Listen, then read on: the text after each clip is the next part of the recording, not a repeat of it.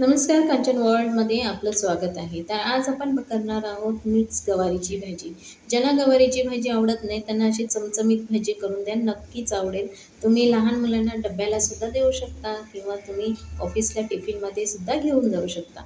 तर चला सुरुवात करते. मी इथे कढई ठेवलेली आहे आणि या कढईमध्ये आपल्याला पाहिजे तेवढं तेल घालायचं. तुम्ही कमी घाला किंवा थोडंसं जास्त घाला तरी चालेल. आणि तडक्यासाठी मी इथे हाफ टीस्पून जिरं आणि मोहरी घातलेला आहे.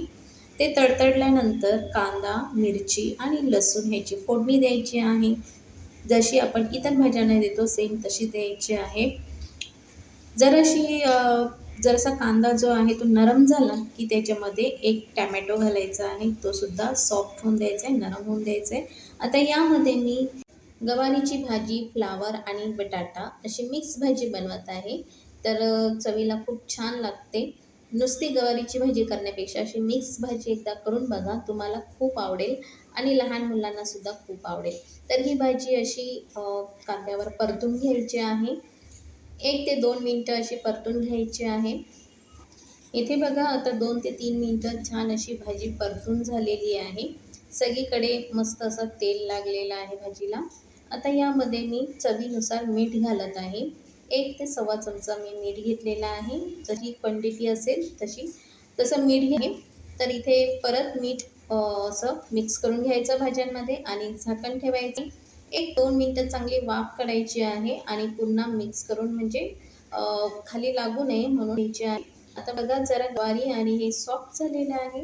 आता यामध्ये मी सुके मसाले घालत आहे. सुक्या मसाल्यांमध्ये 1 चमचा हळद, 1.5 चमचा लाल मसाला म्हणजेच आपला घरगुती मसाला आणि त्यामध्ये 1 चमचा गरम मसाला.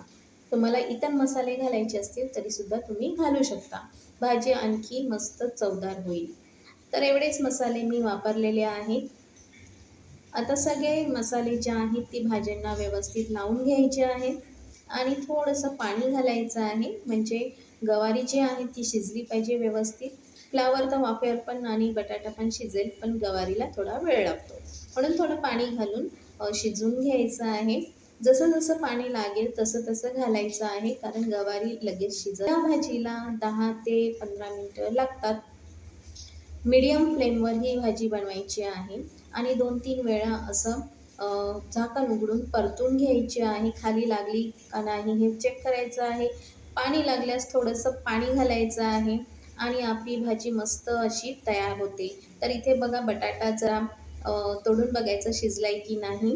तर बटाटा पण शिजत आलेला आहे. गवारीची भाजी पण आता होत आलेली आहे. तर तुम्हाला ह्याच्यामध्ये ओलं नारळाचं वाटण घालायचं असेल घालू शकता किंवा सुक्याचं पण घालू शकता. ओला नारळ आहे तो किसून याच्यामध्ये घातलेला आहे. याच्याने भाजीची चव आणखी वाढते, खूप छान लागते. तुम्ही सोबत खाल्ली तर खूपच छान लागते आणि चपातीसोबत किंवा ज्वारीची भाकरी, नाचणीची भाकरी यासोबत सुद्धा खाऊ शकता आणि मुलांना टिफिनला दिलं तरी ते आवडीने खातील. ऑफिसच्या टिफिनसाठी सुद्धा ही भाजी खूप छान आहे. ह्याच्यामध्ये फ्लावर जो आहे तो खूप टेस्टी लागतो. बटाटा, फ्लावर, गवार ही खूपच टेस्टी भाजी होते. तर तुम्ही नक्की एकदा करून बघा आणि कमेंटमध्ये मला सांगा. अशी सोपी भाजी आणि जास्त मसाले नाही, वाटण-घाटण नाही, अशी भाजी तुम्ही नक्की करून बघा. रेसिपी आवडली असेल तर लाईक करा, नवीन असाल तर सबस्क्राईब करा आणि आपल्या मित्रमंडळींना शेअर करा. अशाच रेसिपी माझ्या चॅनलवर येत असतात. आता भेटूया पुढच्या रेसिपीमध्ये. नमस्कार.